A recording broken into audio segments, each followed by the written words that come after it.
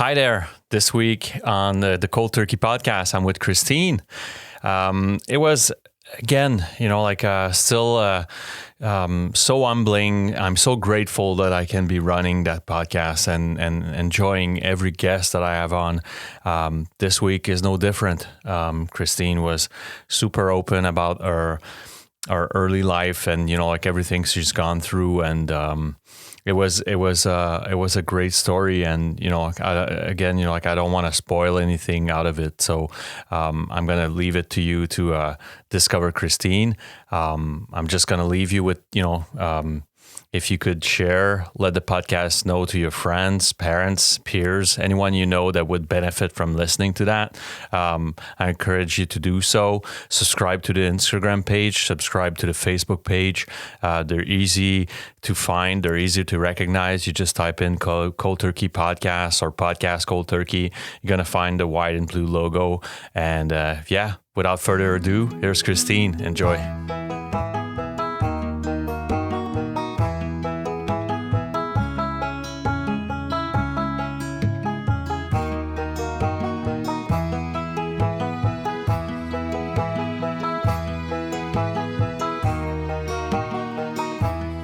Hey, Christine, how you doing? I'm good, thank you.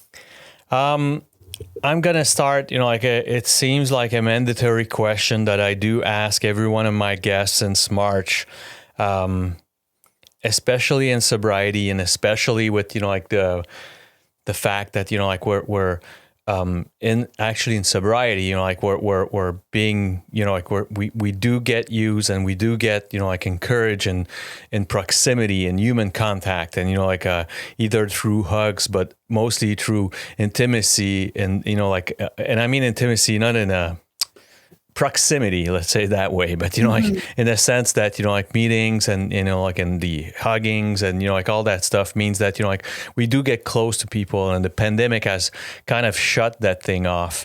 And so my first question would be where are you located in the world, and how's the pandemic going for you? I'm located in Hamilton, Ontario, and wow, the pandemic's really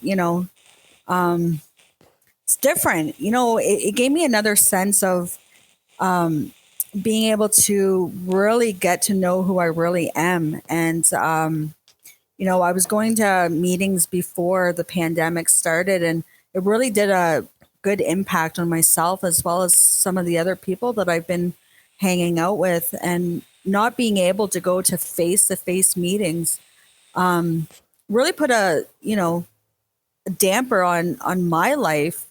Not being able to go into a room and actually see the people that I associate with, and, having to do all these Zoom meetings, it's just not the same, right? Absolutely. So, and, I've actually said that numerous times, the initial Zoom meeting that I attended, I left, I was like, holy shit, that's not it. I'm not used to that. And, I was not like the big hugger guy, and, I'm not like but I would say the spirit of a room, just the spirit of a room, sitting there, you feel better, so, yeah. and I didn't get that in my basement in front of a fucking webcam, I didn't get it yet, at the beginning. So you're absolutely right. It's different. It's completely different. Oh, absolutely. Just walking into the room and everybody's saying hi to you. And, before I am a hugger, and to walk into a room and not even be able to hug anybody now, that puts a damper. But at the same time, I'm happy that these rooms are now open for us. But so they are open right now. We have currently in Hamilton, we have 2 rooms open. We did have 3. One shut down. Our Friday night room shut down just recently. We do now have a Monday night room. We also do have our Thursday and Sunday. So we have 3 rooms available. But of course, it's limited people, right? Yeah. So you're only allowed 15 people on each side. So, at the same time, it's like to have to sit there and turn away people that want to come in and actually share their story and actually want to listen and, have, a meeting, and we have to turn them away just because we don't have the space and we're at capacity. I've heard in a few rooms that a lot of people are upset about this, but there's nothing we can do about it, right? We have to go with what the government's telling us. And it's crazy, like it's crazy in the sense that, like those were discussions that I saw in some Facebook groups, of people saying, like we'd rather as, like as officials of some of the meetings, we'd rather shut it down than having to refuse people, and I do get it, because, it's it's life or death, so you'd rather encourage them to join in on a Zoom meeting than having to tell them no, if they do drive or take public transit to get to somewhere and they're told that, that they can't enter the place, that would be just devastating for them. Mm-hmm. Yeah, I've had to be that person personally to tell people that we were at capacity, and it broke my heart. And there was even times where I wanted to leave the meeting because I have 12 years clean, and how do I know if these people are coming in for the first time and being refused and then going back out just to use that night just because we refused them, right? So that's crazy. Definitely a big decision that we've had to deal with, and I mean we have to follow it, otherwise these rooms will get shut down. So yeah, and like here in Quebec, it's pretty much a shit show right now. We're 1,000 case plus per day. They've asked us to. They've kind of colored our province. So they've separated in multiple regions and give us a color code. We've been sitting in the red zone in the Montreal metropolitan area for almost right at the beginning. They put us in red. So they've shut everything down, restaurants and meeting rooms for sure. But, everything else, a good friend of my wife right now is dying. And, like we were trying to find a way, because, just like the funeral rite for me is just something that shouldn't be forbidden. It's too damaging psychologically. I feel that this is almost, it should be illegal. You shouldn't you shouldn't play with that. For me, it's just as meeting rooms actually. I think there's risk. But the collateral damage of of someone that ODing because you haven't allowed someone to enter a room as depression if someone wasn't allowed to get into the mourning process, right? For me, is that's damaging, if not more. So it was back and forth conversation about should we do something kind of clandestine, and you feel like a fucking outlaw just for celebrating, and it's not celebration, but just to have that right,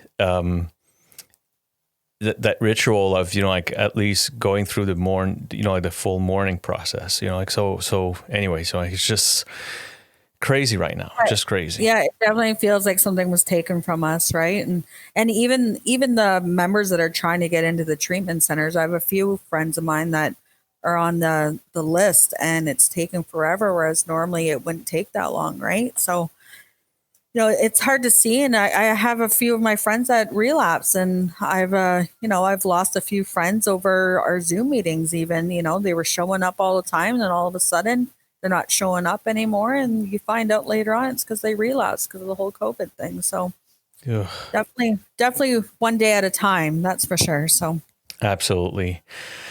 Okay, let's do as I do every week. We're going to be rewinding the life story tape of Christine, and I have I want to bring you back to either like while you draw me a kind of a family and, like kind of the picture of it all, but, like take me back to either the first time you use any kind of substance or any you witnessing substance that has impacted you, that you feel has impacted you.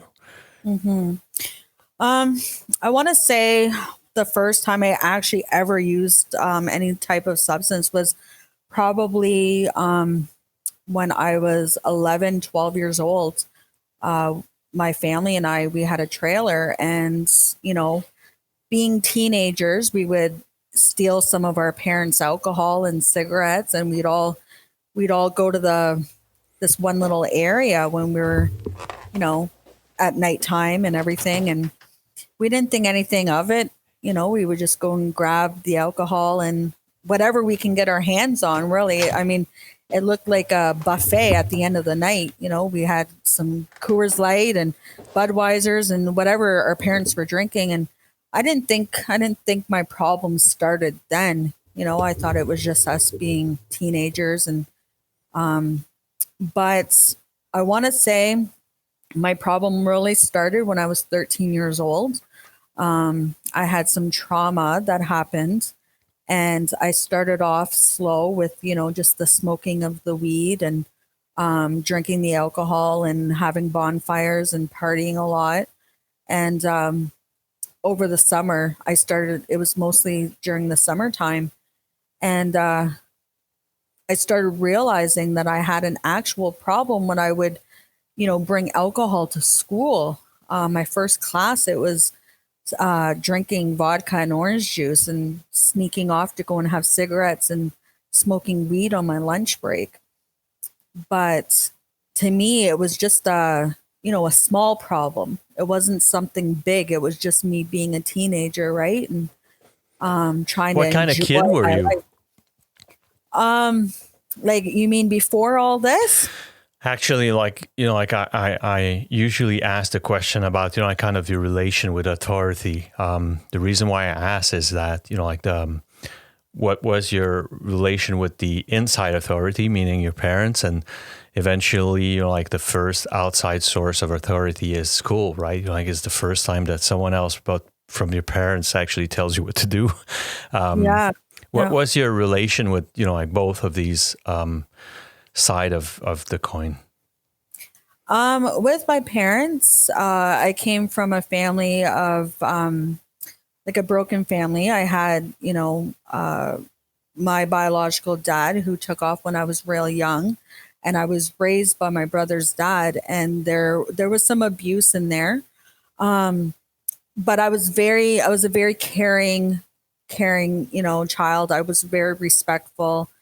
I was very secretive, though. I didn't want people knowing our problems. And when it came to authority and listening to my mother, I was very, I'd like to say that I was very obedient towards my mother, and I listened more or so to in fear of disappointing her, I think. I didn't want to be a bad child. There was a lot of, I've seen abuse and stuff like that, and I didn't want to disappoint her. So I'd like to say that I was a good child. And the same thing when it came to school. I was a good student. I did my work all the time. I was never in the principal's office. I went to school. But then that's when, like, my life started changing a little bit later on, when I started doing the drinking and stuff like that at school. But it was all secretive. I was never caught. I was never in trouble for it. I'd like to say I was really smart in hiding it. And I would go to school. I would do my homework. I was never late in my homework, and I never had problems with any of the teachers. And until this day, I still talk to some of the teachers. So, yeah. You mentioned abusive twice. Are we talking about violence here, or we're talking about something else? Abuse. I grew up seeing, abuse towards my mother. There was definitely some abuse with my father, and there was alcohol involved as well. My stepdad was an alcoholic Okay. as well, and so I saw abuse in that. And when I was 13, there was also abuse towards me, sexually, and that's where I feel that a lot of my trauma started, and when I became a little more serious in my addiction. And actually, probably, like trying to heal that through kind of fogging your mind and spirit with spirits. Uh, Oh, like, most definitely. I was trying to fog it away with, drinking and doing the drugs, right? I didn't talk to anybody. Back then you didn't really go out and announce your issues and your problems, right? yeah. Your family problems. You figured out a way because you didn't want to shame your family, right? Was there already kind of a association between, like the tension or violence or like even abuse and the using? Um, what do you mean by that? Like, Like did you have any correlation? Like you oftentimes, like you hear people saying, like especially when, like there's a parent or a grandparent, like that's an alcoholic, like depending on how they behave, you tend to either want to copycat that, like you want to do the same, or you become kind of an advocate of being against, like even though, like this sickness at some point, it gets back yeah. at you. And how did you feel about, like kind of, like the just using? Oh, growing up, I was definitely against it. I always used to say, I'll never touch drugs. I'll never touch alcohol. I Mhm. was totally against it. And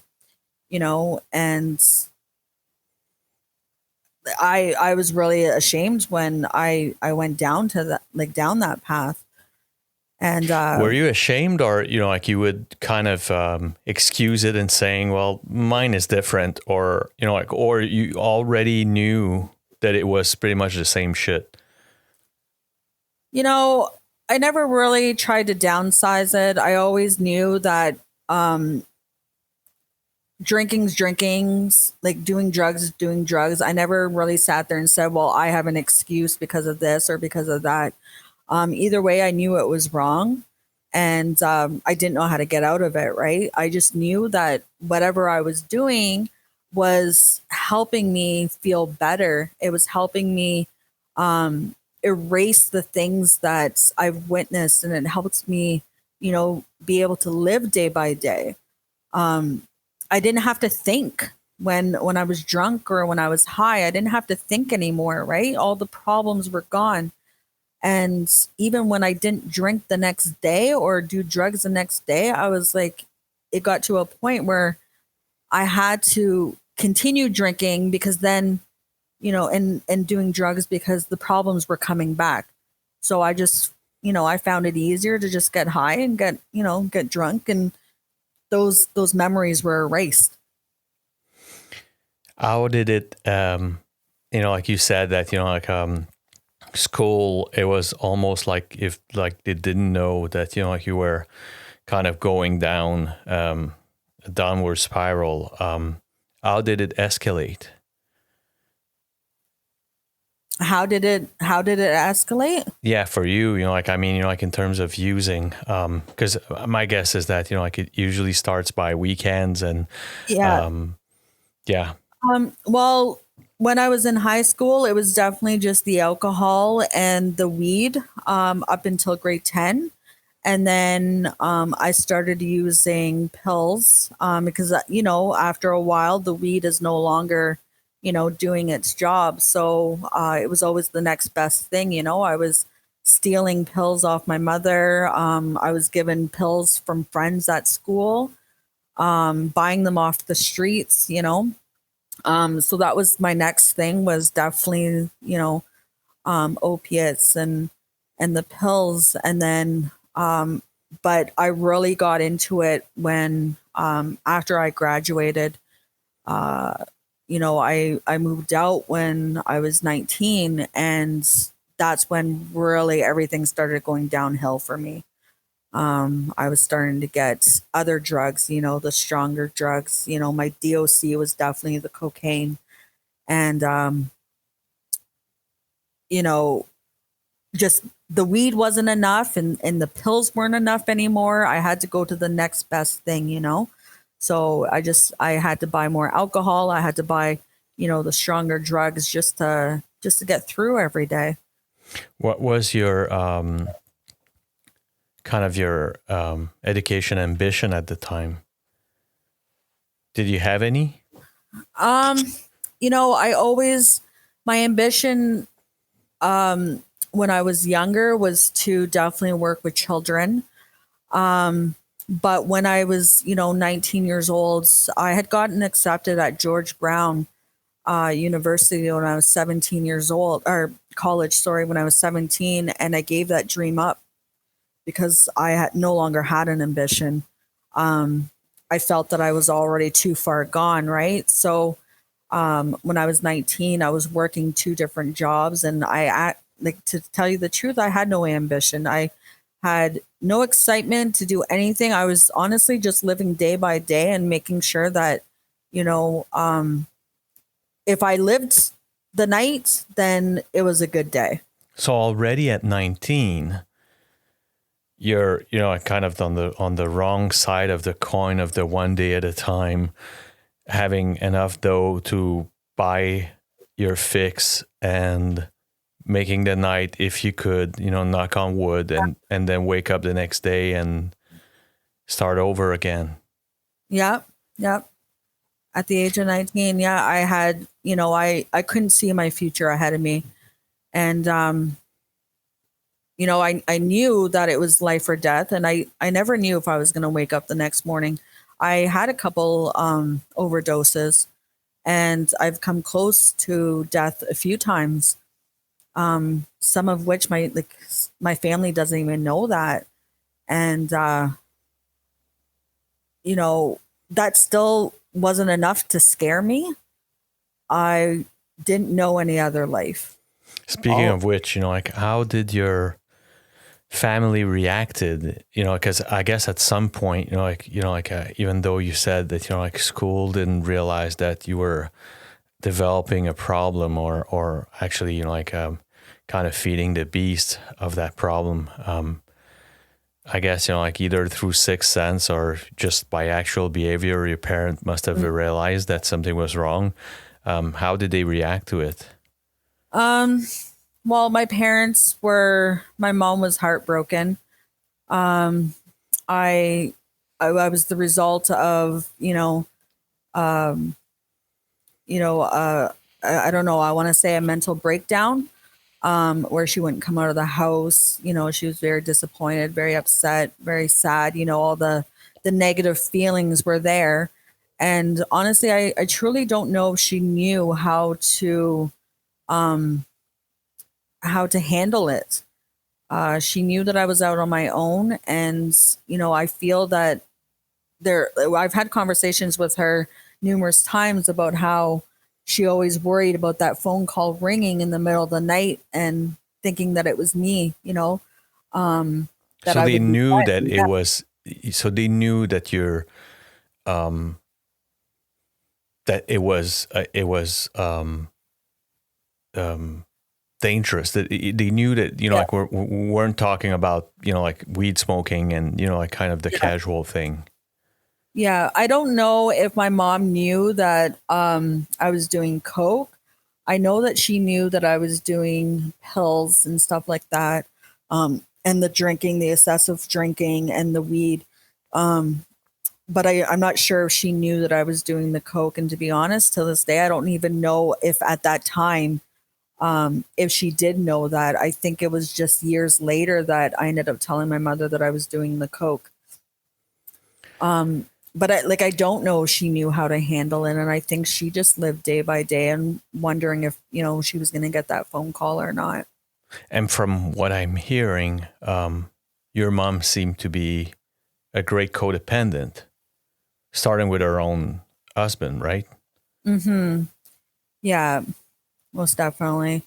So You know, yeah, so you want to, like they tend to either downsize the issues. So like they're going to do the same for their child. yeah, I think because my mom remarried and she met a great man. He was a very positive influence in my life, and I think he had to put up with a lot of the hurt that I put my mother through. And there came a time where I'm sure my mother there came a time where I'm sure my mother, was not herself, and she must have, eventually healed a little bit to the point where she was becoming herself again. And I think he was just doing his best and actually, doing what he could and dealing with the situation that was given in front of him, right? Yeah. So, I mean, what can you do when your child is out and they want nothing to do with, rehab or treatment, and they're lost, and that's what I was. I was lost. Did he know, did that man knew anything about addiction? Or he was just like a genuine, well, you can be both, but I mean, I don't know if he understood addiction. I know that he was aware of, what drugs are and things like that and what they can do, but I don't know if he was totally aware of how far I had gone and the consequences of what could have happened had I continued, right? I honestly think that, he loved me and he was just trying to keep my mom afloat yeah. and, bring my mother back to the person that she wanted to be, knowing that she had a child with addiction. So I usually ask, but like you seem to have answered already, but do you remember kind of the first seed of you waking up and realizing that, like even though, either you couldn't help yourself, but realizing that, like this shouldn't be what your life was. Do you have those memories of, like when it started to kind of, like those first little seeds in your brain? I didn't really have that seed in my brain during my addiction, but I did. I hit rock bottom really fast. With some people with addictions, as you know, like you tend to lose your apartment, or you lose your job, things like that. I was starting to lose, my want to work, my want to live, things like that really, really quickly. And one day, the day after my birthday, was the day that I realized I'm like, I can't do this anymore. I had a really good party the night before, and I woke up the next morning with alcohol all over my apartment, drugs all over my apartment. And it took about an hour to an hour and a half for me to even realize that I was in my own apartment. So it was that moment right then and there that I realized that I need to change. I can't do this anymore. Because if I continue down this road, I'm going to die. And for the first time in my life, I was actually scared of death, where I wasn't scared of death before. But that moment of not knowing where I was in my own apartment and not knowing anything that happened that night, that was my rock bottom. That was the time that I knew that I had to change my life around. So it freaked you out. It did.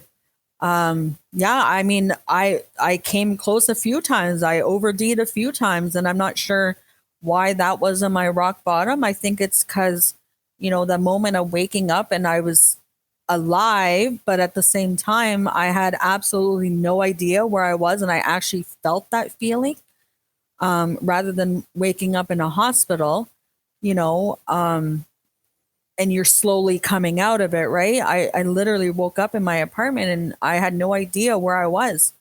And that scared the shit out of me. And I knew right then and there that I had to change and I had to become a better person. And you said that you already had those either suicidal thought or kind of more somber days. Can you elaborate on that? Like, would you say that, like it was already kind of a shitty routine, like you know what I'm saying, like where it becomes kind of almost like, because, like it's a party until it isn't, right? Like it's festive until it isn't. How long would you say it lasted of being just like a shitty, dark labor of getting high?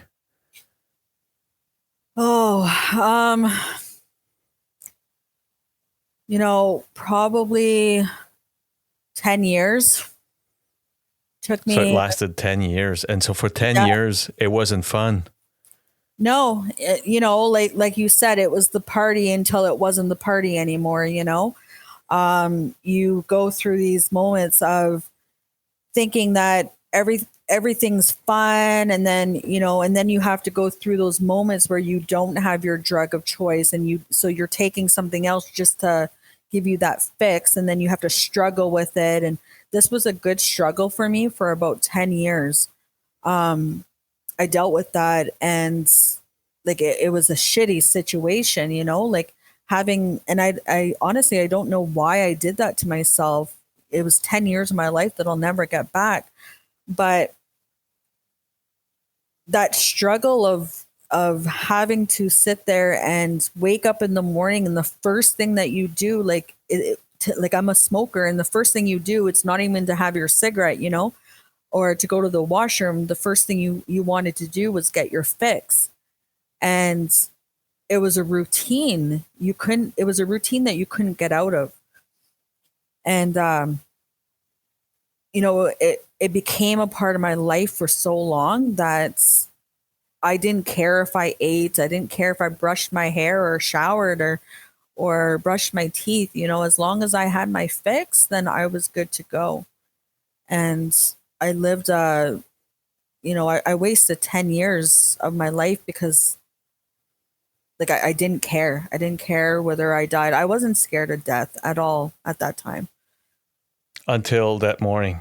I don't, till this day, I really honestly do not know why that morning made me realize that today's the day that I'm going to get clean. And back then I was, I didn't really talk to my family. I wasn't really, I talked to them on and off and stuff like that, but I was in my own little world, where I had my own friends. And when you decide that you're going to get clean, you don't realize how many friends you really don't have. When you're partying and you're that party girl and everybody's your friend, and, everybody's knocking at your door. But the moment you say you want to get clean and you've had enough, you got maybe one friend.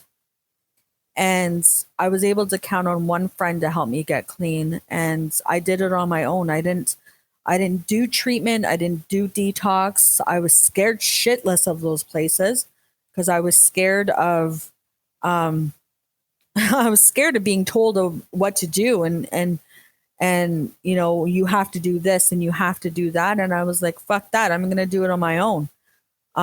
So I detoxed in my own apartment for a month and a half. I literally locked myself in my apartment and I didn't go anywhere. I didn't buy groceries. I had a good friend of mine that took care of me and,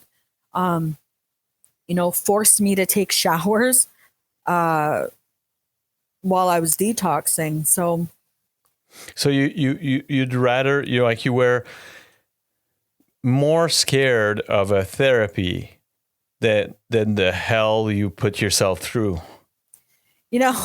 We sit there and I constantly ask myself that question when I'm in NA now. I have friends of mine going through treatment and stuff like that. And now that I'm clean, I sit there, I'm like, why the fuck didn't I just go to treatment? No, for sure. I sit there and I think about it and I'm like, oh man, had I just went to treatment, and I would have had food every day, they would have given me medicine to calm me, to detox me, they would have, force me to have a shower every day. And I'm like, seriously, why did I do that to myself? Till this day, I still don't know why I've done that. But at the same time, I sit there and I think about it too. I did this for a month and a half, and I sit there and think about it. I'm like, you know what? I'm fucking strong for doing that. Like, to sit there and man, like, I have to clean myself up and everything else, and push myself to go for a shower and stuff like that. It kind of made me the person I am today and the struggles that I've had to deal with. But I still think about that. So good question. And you said a month and a half. So, like that friend had to be, did she know anything about, like detoxing and all? It was just, she went kind of, like she wing it, like in terms of, okay, I guess, she needs to clean and, like she needs to eat now. Well, to be honest, it was a male friend. Okay.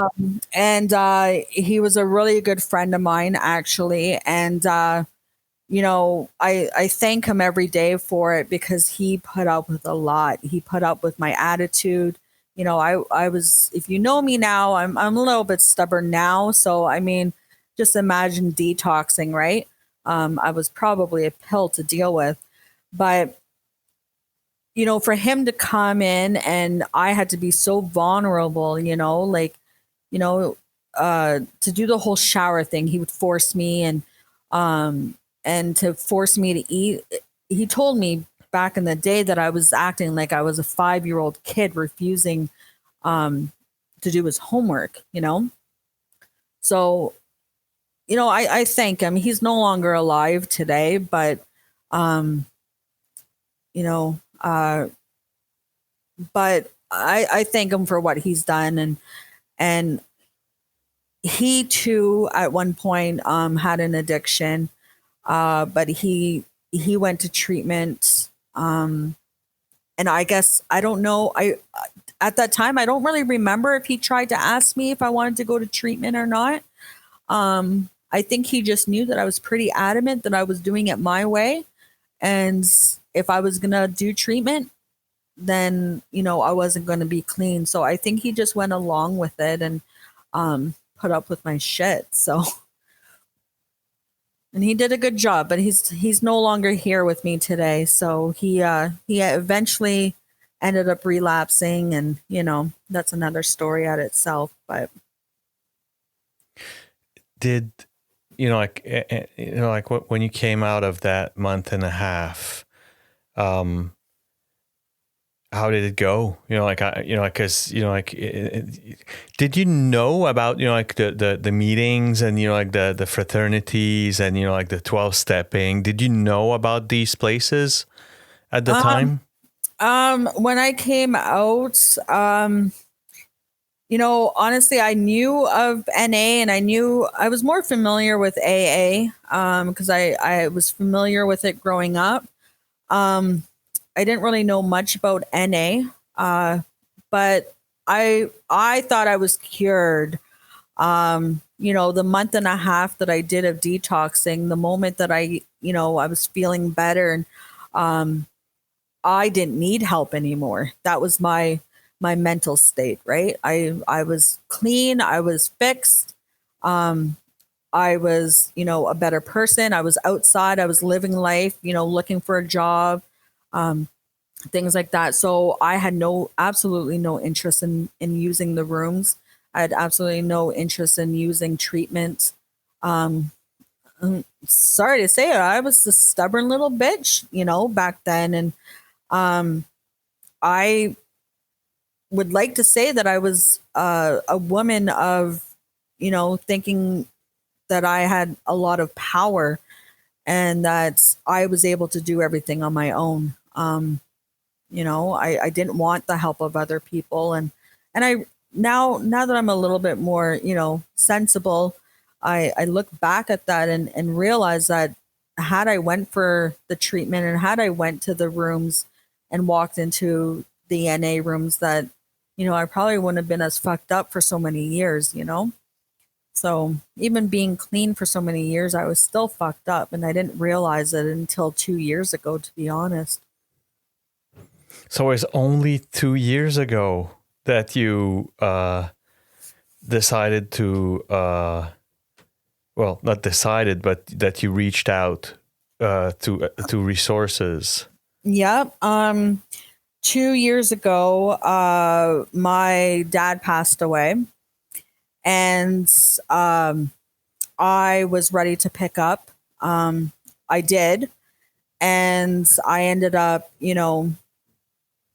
flushing it down the toilet because I knew that I didn't want to go down that path again. But I was bringing back behaviors that I had in my past of I started neglecting my house. I started neglecting my friends. I wanted nothing to do with people. And these were behaviors that I had in the past when it came to my drug abuse, right? So when my dad passed away, that really took a real toll on me, knowing that he was not my biological dad and he chose to love me at the age of 6 months old and he raised me. So when he passed away, I took it really hard, but it didn't sink in until about 3 months later after his death that I knew at this time I needed help. And I did the whole counseling sessions. And, to me, counseling was helpful at first, but after a while, you get so many sessions from work. Like I got counseling through my work and everything. And, I was allowed 4 sessions. And then after that, they're like, oh, okay, you can restart, but you have to wait a month and then it'll be with another counselor. I was like, fuck that. I'm not doing that anymore. Like after so many years, I've done counseling my whole life, right? I've been seeing a counselor since I was in preschool. And, I wasn't willing to do that again. And that's when I heard of the rooms and I decided, I'm like, you know what? I'm going to go try these NA rooms out and see what it's like. I'm going to give it because I have no more, there's no other, road to go down. I've done the counselors, I've done this, I've done that. I've read the books. So let's go try the NA rooms. And I walked into my first meeting. And I've been going to the meetings ever since. Wow. So can you tell me, because I ended up in therapy 15 years ago and I didn't know anything about 12-step program, right? So for me, I don't even think that, I had neither a bad or a good picture. I didn't know about them, So for me, when they told me rooms, it was just probably old movies or something, so it had something to do with, dark, bad lit basement that smelled like shit that, with old folks, either bums or I'm sorry for people that are homeless. I don't mean that. I mean the kind of the picture and the image of, what I mean by bum. I don't want to be canceled because I said bum. But, for me, it was just like a caricature, right? It was just like I felt like it was a goof. I was like, what do you mean AA? What the fuck is that? Do I need to wear a suit or something? Anyways, it was just weird. But I come from these places, right? So my first day of abstinence had meetings and 12-stepping was part of that process. What was that process like? Were you looking to, I don't know, find, inspiring reading or, you know what I'm saying? Were you searching the internet about sobriety or was there something that you because my guess is that, you just said it, you felt that, you were still struggling. did you pinpoint that struggle to, well, if sobriety hasn't solved it, there must be something else, and what is it? And let me try to, like find, like peace in my inner spirit or whatever, like let me meditate on that. Let me, I don't know if you understand what I'm asking, but no, most definitely. How I walked into the room was basically a friend of mine. He wanted to get clean. And, because I've been clean for so many years, I was like, you know what, if you go to NA, then I'll go with you. I said, because I need the help too. And I said, I don't know any other revenue, like I don't know any other road to go down. I said, I'm not going to go if you're not going. And I still needed that push to get into the rooms.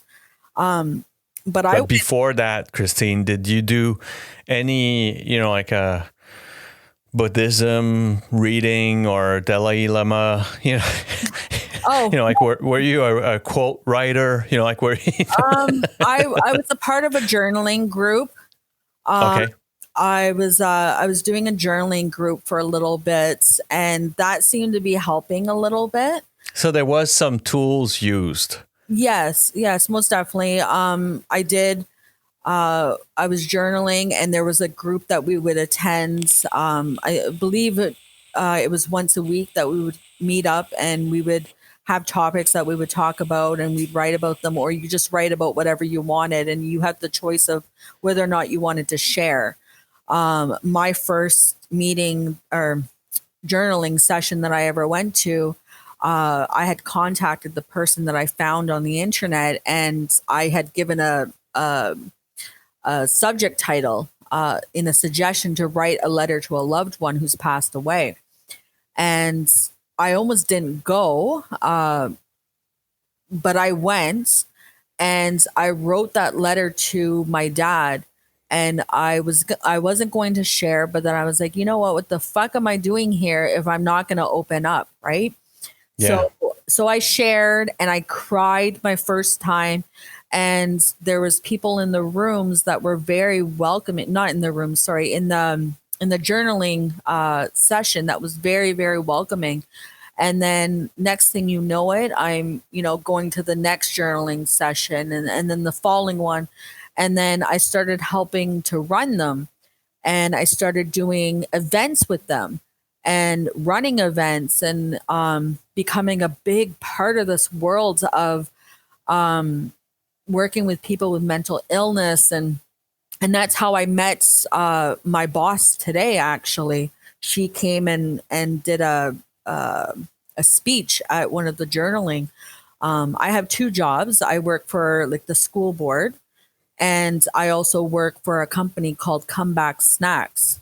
It's a popcorn company that was founded in prison. Actually, my boss went to prison for smuggling drugs, and while she was in there, she built a company with popcorn, and she hires people that have been incarcerated, or people that have had addictions in the past. So the small little circle that, just a simple little Google search of, journaling group led me to where I'm at today with the Comeback Snacks and the person that I am today. So, I sit there and I strongly, I'm inspired by her story, as well as inspired by the company that I work for, and, the children that I get to help every day. And the reason why I'm asking, Christine, is that,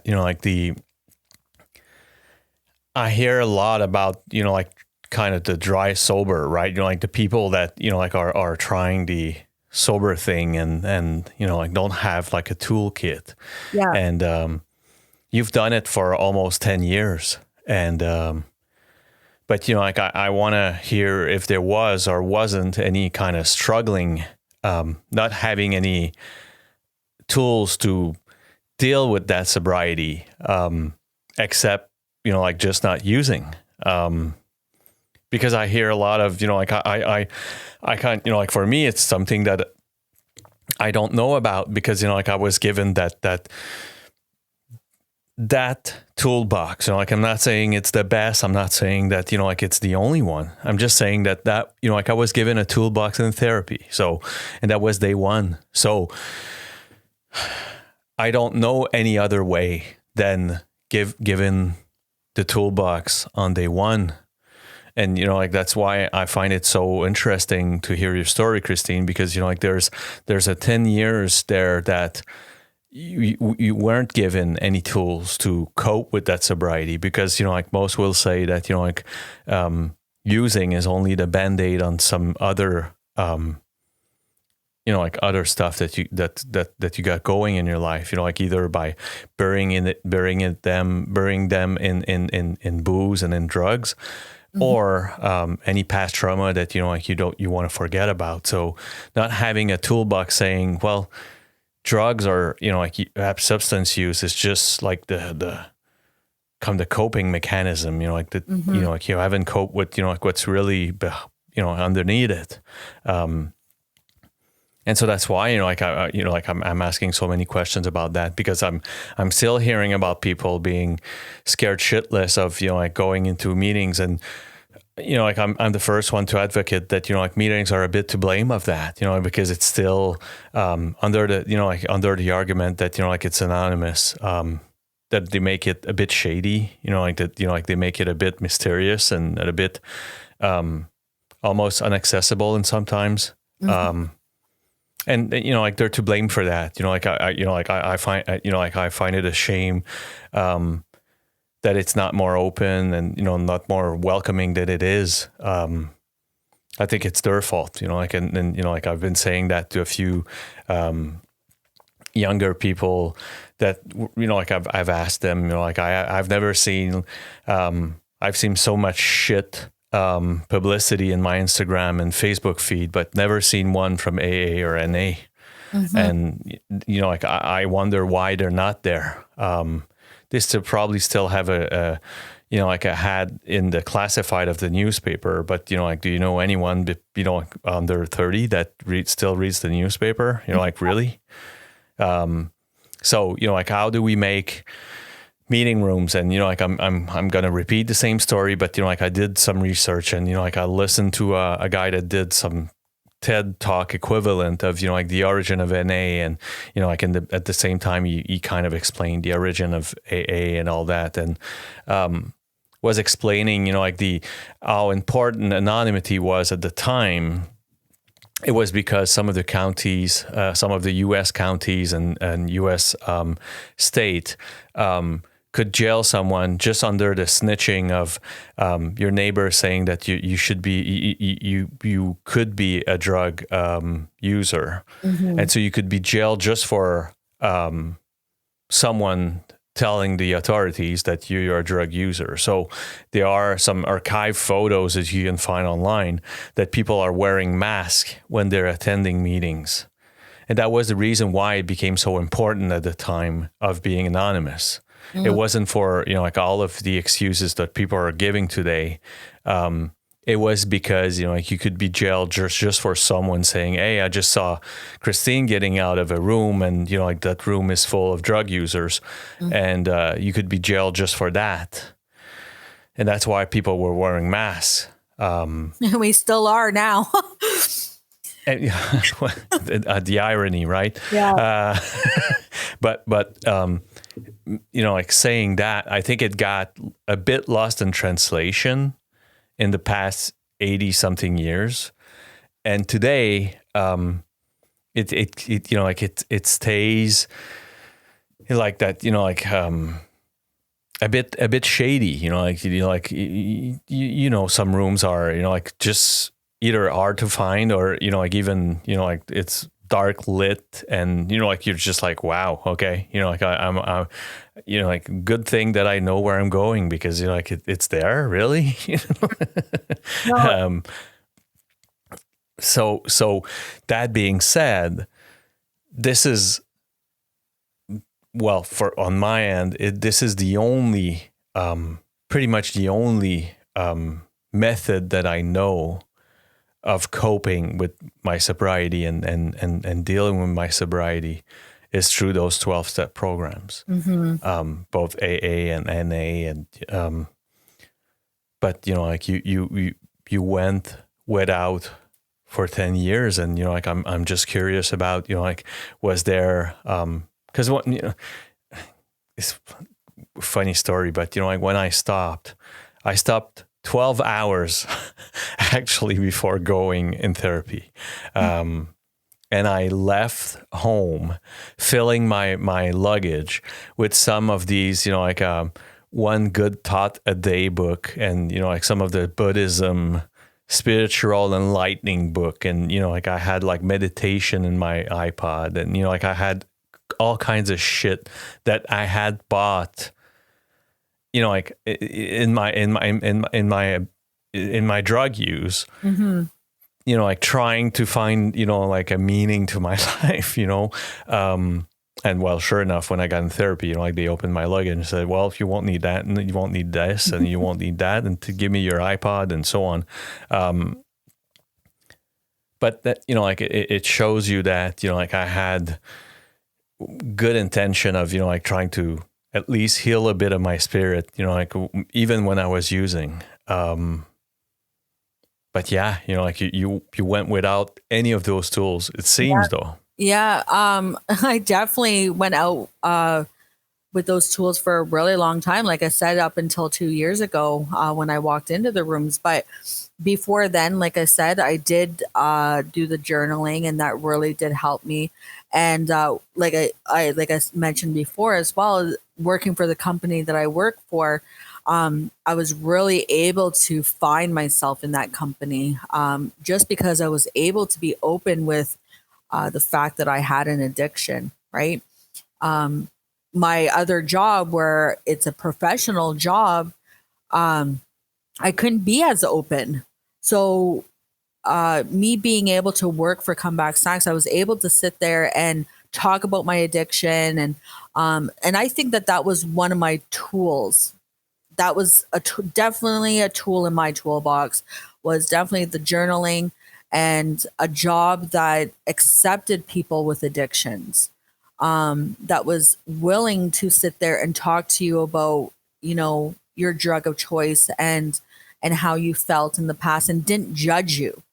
Because that was one of the things that was the hardest for me, was the fear of being judged, right? Just a couple days ago, like 2 weeks ago, funny story, I had to use the washroom. And because of COVID, you can't just use the washroom at the grocery store anymore. So I walked a few doors down, and I was literally going to piss myself. And I walked into the laundromat, and the guy that was running the laundromat said, "I'm sorry, we don't let crackheads in here."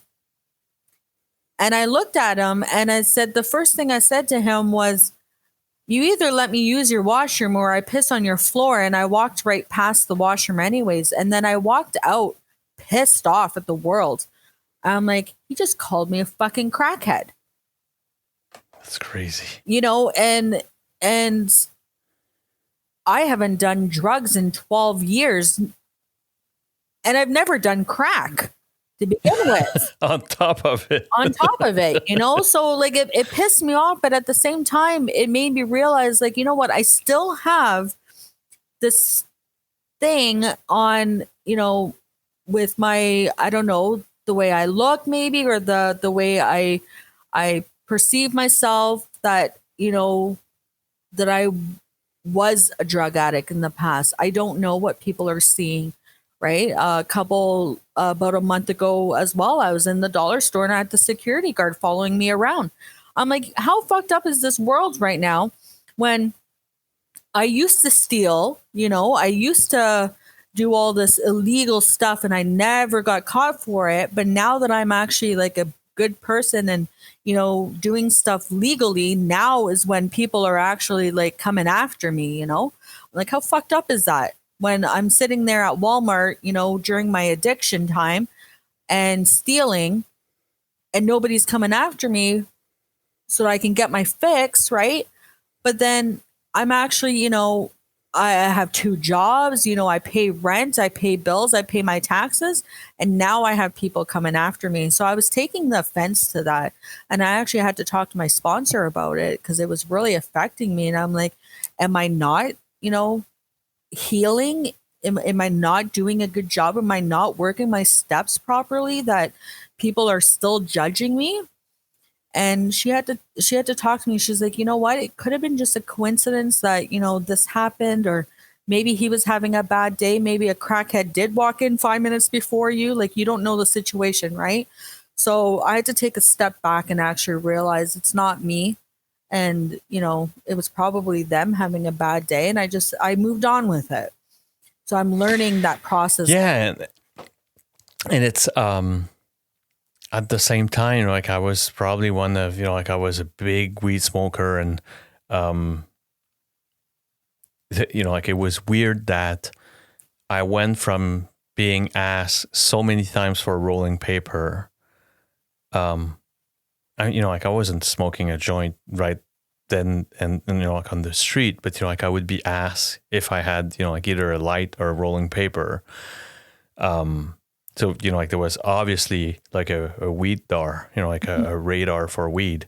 But when I stopped and I got out of therapy, I wasn't asked that question anymore. So, like there's definitely something of that nature. Mm-hmm. At the same time, you're absolutely right. Like that, like I would say, even in the mind, I don't know, like there's something about, like the projection of, I guess, of our being, like I told you before we started recording that, like I had a hard time finding myself in some of the known, broadcasts and podcasts of, like sobriety talk, because, like I use the expression that I'm a bit grungier than some of the stuff that I heard that was, like way too squeaky clean for me, and, mm-hmm.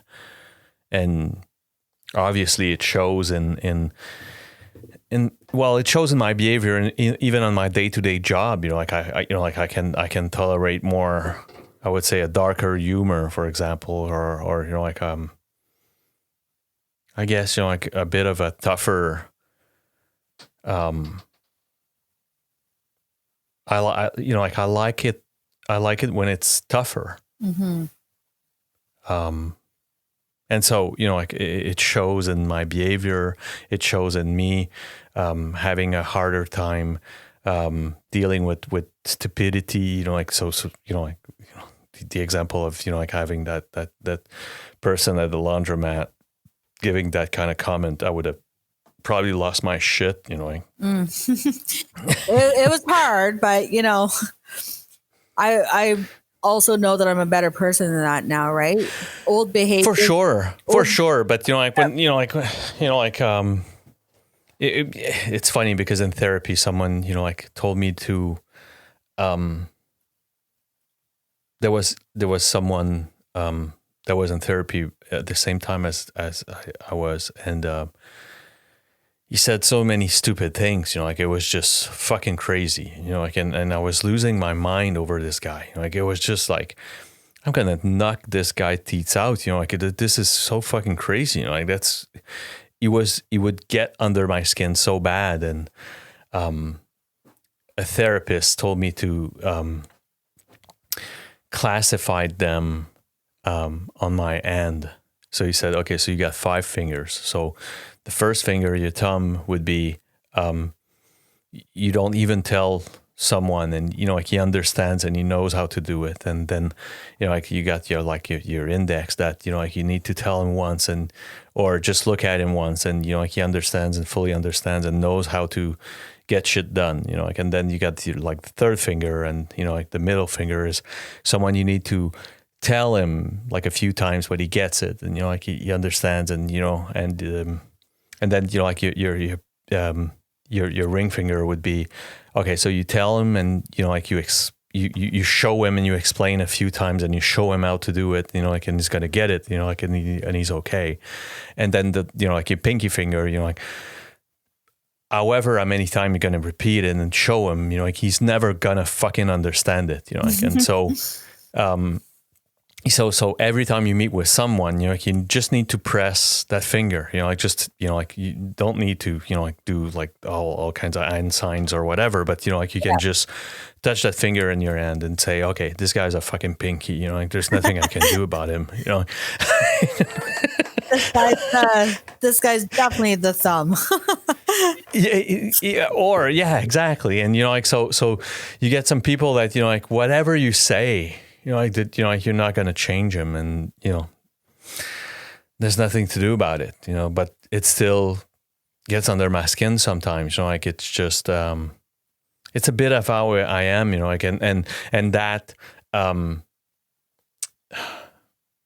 know, like kind of that, you know, like that fuel that I have, or that fire that I have, makes me professionally successful. You know, like I work in sales, I work in, you know, like fast paced IT shit, you know, like, so I need to be on my toes. I need to be passionate to share that passion, you know, like to a potential customer, right? You know, like, so there's something of that, you know, like it's useful for my own career. But at the same time, like you need to be careful about that, because it could look like, I had a boss that would say, Alex, can you turn it down just too notch down on the passion, please, Alex? You know, like, just, because it was too much, you know, like I would get too involved and too, you know, like kind of passionate about it. So the next question I got is, you know, like how is it, you know, like what did, getting to know the 12-step program and the program itself changed in the past 2 years for you? Sorry, you blanked out there for a quick second. I didn't hear the whole question. The question I asked is, you know, like what did getting to know and discovering the programs and the meetings has changed for you between, you know, like the last 10 years and then the last 2 years? You know, I honestly think sitting down and reading the questions and actually having to be honest with myself and my sponsor is what really changed. Because before I even walked into the rooms, I wasn't even willing to admit that I was an addict. I used to sit there and say, "Oh, I did drugs in the past, you know, but now I don't do drugs anymore," and that's how I lived my life. Up until 2 years ago. And when I had to sit in that circle and actually admit that I was an addict, that's when it really hit me. So when I started doing my steps and actually having to, I'm on step 8 now. But when I actually started doing my step work, answering those questions and, you know, really having to be truthful to myself and truthful with my sponsor, was probably the hardest thing that I had to do. But at the same time, I knew that this is it for me. This is, you know, me walking into the rooms. This is my counseling. This is, you know, the last step. This is the only thing that's left that can actually, like, in other words, cure me. You know, there's nothing else. So I'm like, I really got to take this serious. And so I honestly, I put everything I could into my step work.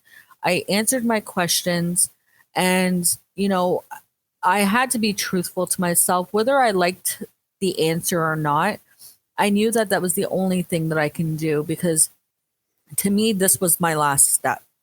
There's no, you know, there's nothing else that I can do besides the NA program, in my opinion. Working the steps is probably the most important thing for me, and when doing the steps, I actually learned a lot about myself, and I've also forgiven. I've learned, you know, empathy, and I've learned sympathy, and I've learned how to forgive people.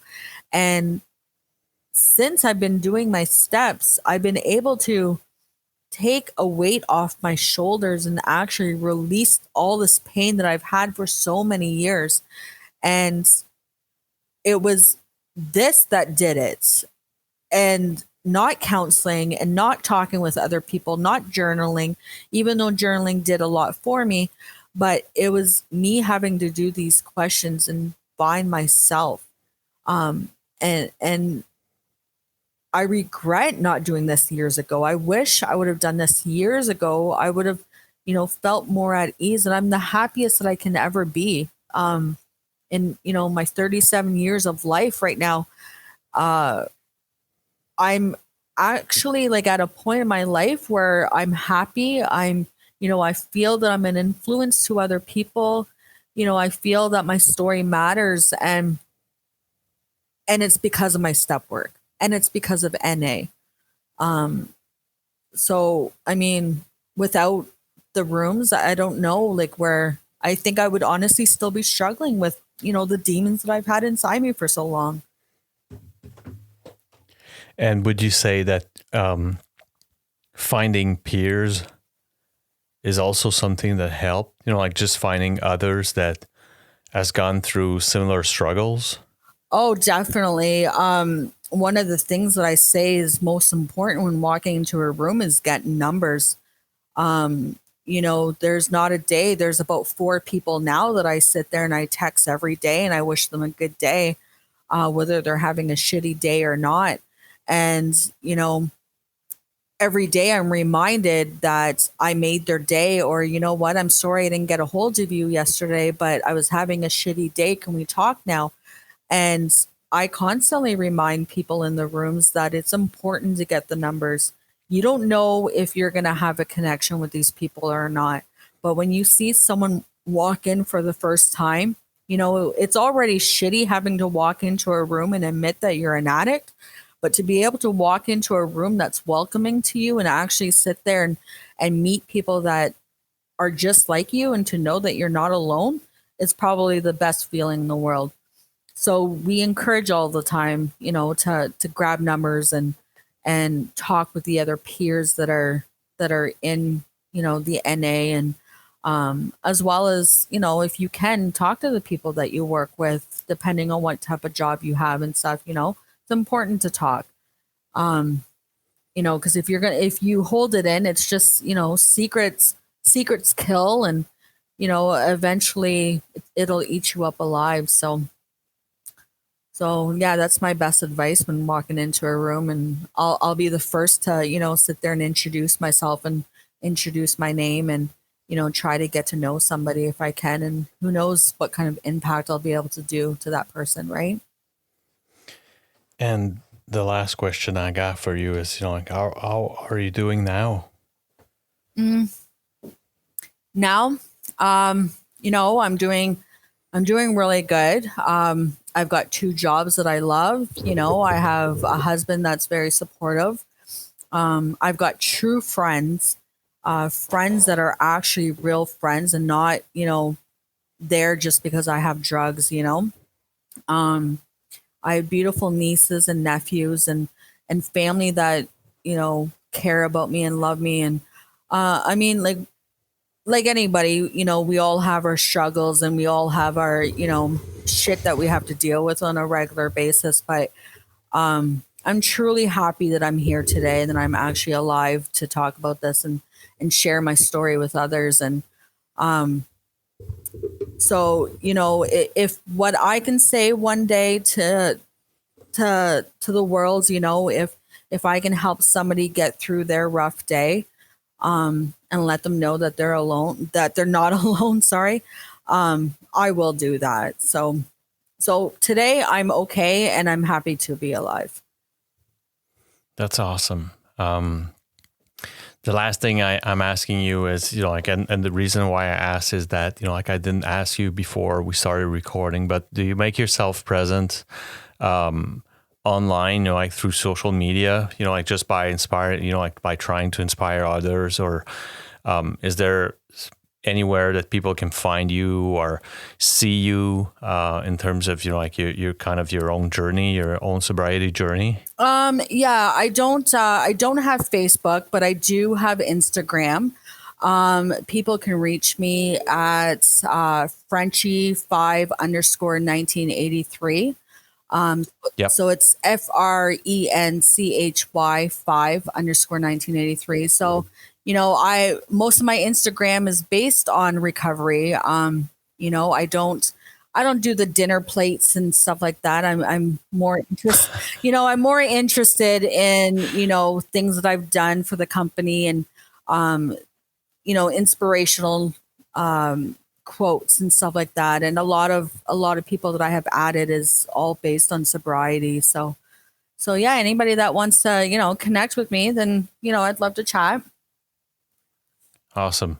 And, like the Instagram, so Christine's Instagram is going to be found in the description of the podcast episode. So don't worry if you, didn't get the time to find it. You just scroll below and you're going to find it there.